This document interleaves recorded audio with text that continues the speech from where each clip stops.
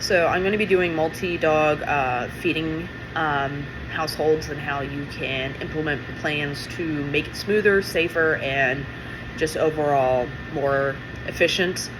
And as well as client feedback or pushback that they might have against these suggestions.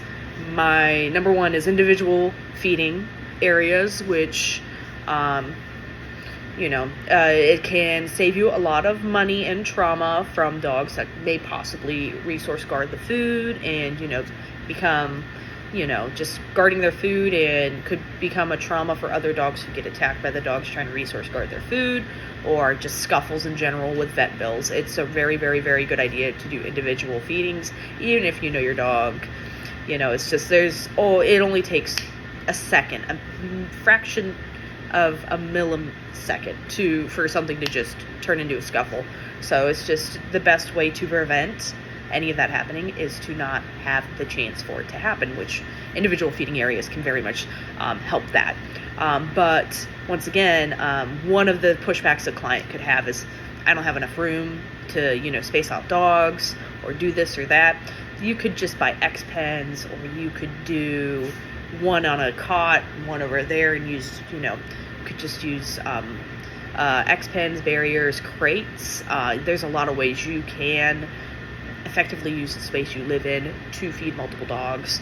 My personal favorite for individual feeding is where I have multiple X pens, where I will set individual dogs, and some dogs, will react to looking at another dog. So blankets or any sort of visual barrier can really help that as well, or just feeding them as far away from others as possible.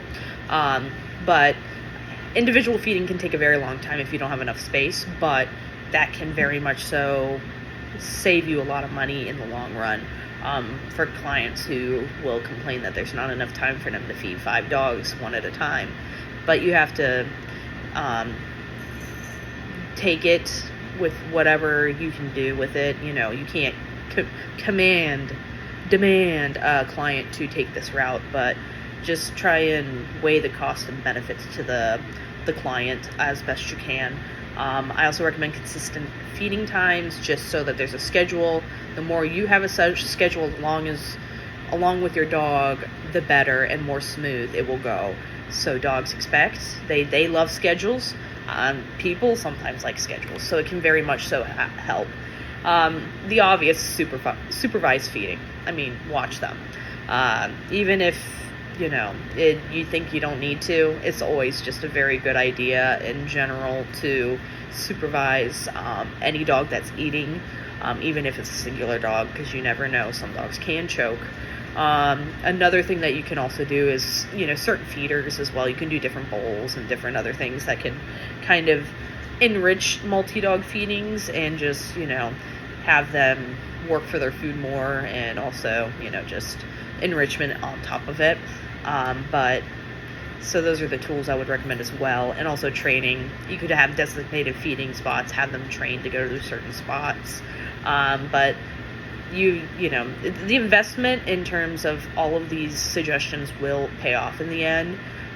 So essentially, that's what I would recommend. It can be managed and can be smooth with the right approach in terms of all of these suggestions I have made.